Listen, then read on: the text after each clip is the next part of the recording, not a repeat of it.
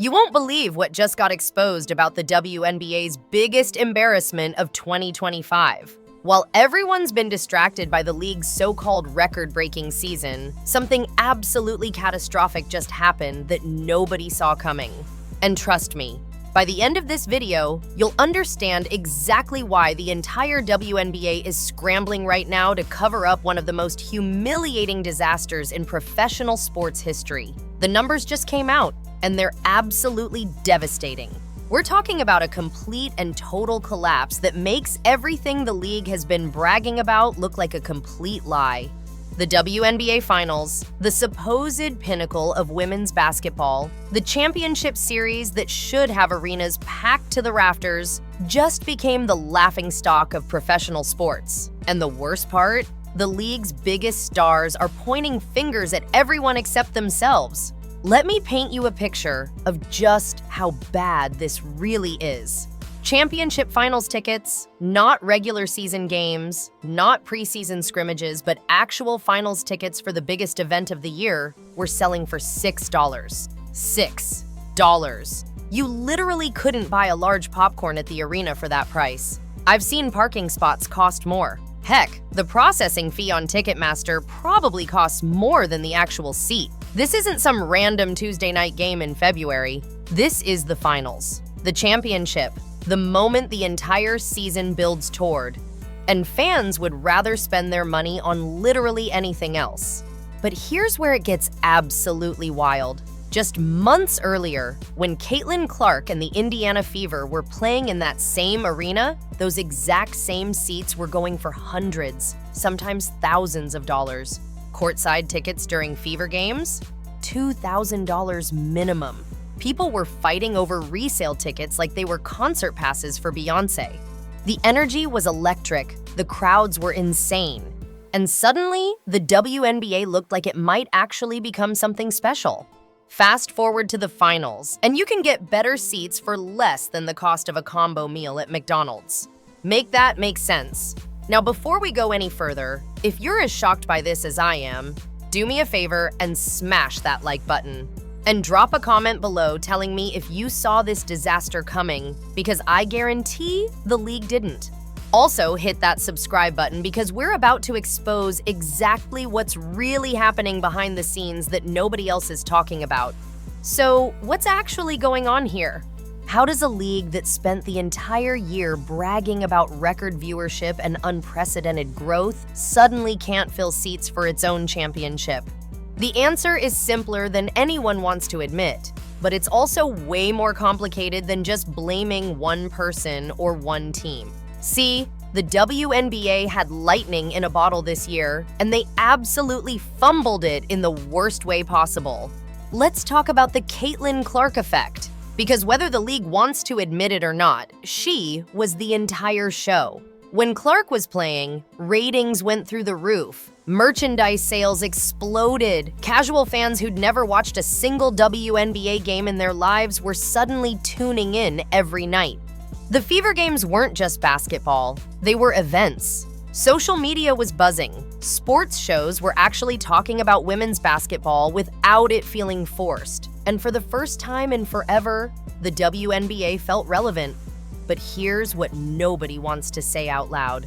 The second Caitlin Clark wasn't involved, everything collapsed. Not slowly, not gradually, but immediately. Like someone flipped a switch and all the lights went out. The casual fans disappeared. The buzz evaporated. The energy died. And suddenly we're back to the same old WNBA that nobody outside of hardcore fans really cares about. That's not an opinion. That's just what the numbers show. When the Fever got eliminated and Clark's season ended, the finals became an afterthought. Now, Sophie Cunningham over at the Fever has been one of the few players willing to speak honestly about what's happening. She's not out here making excuses or blaming fans for not showing up. She gets it. The product has to be compelling enough that people want to watch. You can't guilt-trip fans into caring. You can't shame them into buying tickets. You have to give them something worth their time and money. And right now, without that star power that Clark brings, the finals just aren't cutting it. But that wasn't the whole story. Because while ticket sales were tanking and arenas were looking like ghost towns, something even more shocking was happening behind closed doors. Players started speaking out, and what they said exposed a massive problem that the league has been trying to hide for years. A'ja Wilson, the four-time MVP and supposed face of the league, had what can only be described as an epic meltdown after Game 2 of the finals. And who do you think she blamed for the empty seats? Not the boring matchup, not the lack of promotion, not the terrible officiating that turned casual fans away all season. Nope. She blamed Caitlin Clark fans. You read that right. The league's biggest star is mad that fans of the most popular player don't want to watch games that player isn't in. It's like being angry that people don't want to watch a movie after the main character dies in the first act. This is the mentality that's killing the WNBA. Instead of recognizing that Clark brought something special that the league desperately needed and figuring out how to build on that momentum, some players are acting like she's the problem, like her success somehow diminishes everyone else. It's petty, it's short-sighted, and it's exactly why the league can't get out of its own way. And let's be real for a second. The officiating this season was an absolute joke, and everyone knows it. When the Fever were playing the Aces earlier in the playoffs, the calls were so one-sided it looked rigged.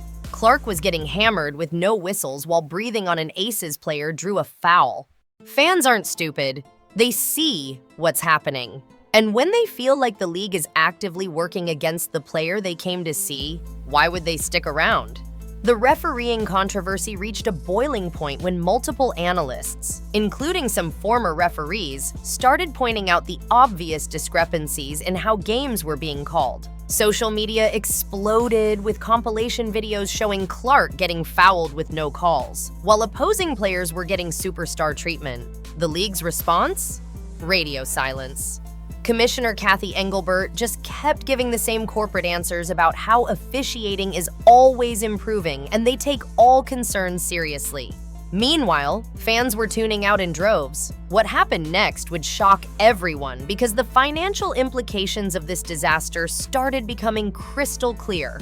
We're not just talking about embarrassing ticket sales for a few games. This is about to impact everything.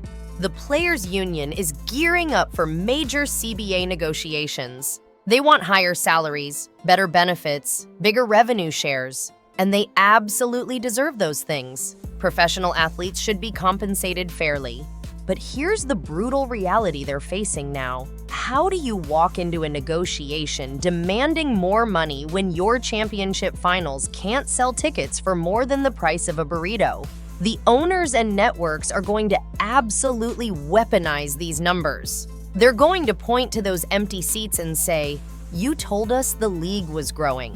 You said this was a breakthrough year. So why is nobody showing up to your biggest games?" And the players won't have a good answer, because there isn't one that doesn't acknowledge the uncomfortable truth. The truth is that the WNBA's growth this year wasn't organic league-wide success. It was the Caitlin Clark phenomenon. She was the rising tide that lifted all boats. Her games drew viewers who then saw other talented players.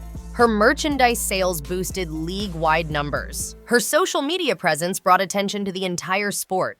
Take her out of the equation, and you're left with what we're seeing right now in the finals. Empty seats, rock-bottom prices, and a league desperately trying to spin the narrative. And here's where it gets even more infuriating for fans. The ticket price collapse isn't just about Vegas. When the finals moved to Phoenix for the Mercury's home games, the same thing happened. Upper deck seats for under $25, lower bowl for $50. Sections that should have been sold out weeks in advance were still showing hundreds of available seats the day of the game. This is supposed to be the Mercury's first finals appearance in years, a team with championship pedigree, playing in a market that's proven it will support winners. And still, nobody cared enough to show up. The Mercury versus Aces matchup had all the ingredients for a boring series, and that's exactly what it delivered. No compelling storylines, no real rivalry, no drama. Just two teams playing methodical, slow-paced basketball in half-empty arenas. Even the players looked like they knew nobody was watching. The energy was flat. The intensity was missing. It felt like a preseason game, not a championship. Compare that to what the atmosphere was like when the Fever were rolling earlier in the season. Every Caitlin Clark game felt like a national event. Arenas were packed hours before tip-off. The crowd noise was deafening. Social media was exploding with highlights before games even ended. That's what professional sports is supposed to look like. That's the energy that sells tickets, attracts sponsors, and builds long-term fan bases. And the WNBA had it, briefly, before completely squandering it. But the most damning evidence of this disaster came from the TV ratings. Game 1 of the finals drew the lowest viewership for an opening finals game in over a decade. We're talking about numbers that would embarrass a regular season Sunday afternoon game, let alone the championship.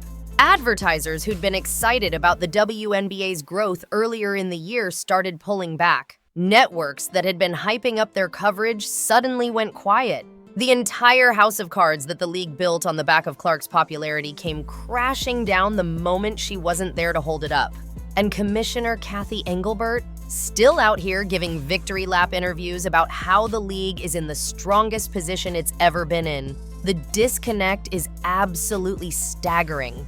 While she's talking about growth and progress, fans are posting screenshots of entire sections of empty seats. While she's celebrating partnerships and sponsorships, ticket prices are dropping below the cost of arena parking. It's like watching someone insist their house is fine while it's actively burning down around them. The social media reaction has been absolutely brutal. Fans are roasting the league mercilessly. Memes about the ticket prices are everywhere. People are joking that you could buy tickets to every remaining finals game for less than a tank of gas. Others are pointing out that Caitlin Clark's signature shoes cost more than courtside finals seats. It's become a punchline, and that's devastating for a league that was finally starting to be taken seriously just a few months ago. Here's what makes this whole situation even sadder. There are genuinely talented players in this finals. Aja Wilson is putting up incredible numbers. The Mercury have veterans who know how to win. These are skilled athletes playing at the highest level, but skill alone doesn't sell tickets. Entertainment sells tickets. Storylines sell tickets. Stars that casual fans care about sell tickets. And right now, this finals has none of that. The league's refusal to acknowledge reality is what's really holding it back. Instead of recognizing that Caitlin Clark is a once-in-a-generation talent who can carry the sport to new heights, some people within the WNBA seem resentful of her success. Instead of protecting their biggest star from the constant cheap shots and questionable officiating, they let it happen. Instead of building marketing campaigns around the player who actually moves the needle, they kept trying to force other narratives that fans didn't care about. And now, everyone's paying the price. The players who deserve bigger salaries are going to have less leverage in negotiations. The teams that need revenue to improve facilities and travel are going to see decreased income. The fans who want to see the sport grow are watching it regress in real time, all because the league couldn't get out of its own way and embrace what was working. Looking ahead to next season, the WNBA has a choice to make. They can either learn from this disaster and build around their actual stars, the ones fans want to see, or they can keep pretending that everything's fine while arenas stay empty. They can either fix the officiating problems that drove casual fans away, or they can keep losing credibility. They can either create compelling matchups and storylines, or they can keep delivering snooze fests that nobody wants to watch. The Caitlin Clark era of the WNBA showed what's possible when the league has a transcendent talent that captures mainstream attention. Record viewership, sold-out arenas, genuine cultural relevance. It was all right there. And then it disappeared, not because Clark stopped being great, but because the league failed to build a sustainable product around that momentum. One player can't carry an entire league forever, but she can be the foundation that everything else is built on. The WNBA had that foundation and chose to ignore it. So here we are, watching finals games in mostly empty arenas with ticket prices that would embarrass a high school tournament. The most affordable championship in professional sports history. The biggest event of the WNBA calendar being treated like clearance merchandise at a going out of business sale. And league officials still insisting everything's great while the numbers tell a completely different story. Before we wrap this up, I want to hear from you. Drop a comment below and let me know. Do you think the WNBA can recover from this disaster? Can they rebuild the momentum they had earlier this year? Or is this proof that without Caitlin Clark, the league just isn't compelling enough for mainstream audiences? And don't forget to subscribe because we'll be covering every twist and turn of this story as it develops. Hit that notification bell so you don't miss anything. The reality is harsh, but simple. The WNBA without Caitlin Clark isn't thriving. It's barely surviving. The empty seats don't lie. The rock-bottom ticket prices don't lie. The collapsed ratings don't lie. You can spin the narrative however you want, but at the end of the day, fans vote with their wallets and their attention. And right now, they're voting to stay home. The league had magic, real, genuine magic, and they let it slip through their fingers. Now they're left holding the bag, trying to explain to sponsors and networks why nobody wants to watch their championship. It's a cautionary tale about what happens when you take your audience for granted and fail to recognize what's actually driving your success. The WNBA had its moment, and the question now is whether they'll ever get another chance like it again.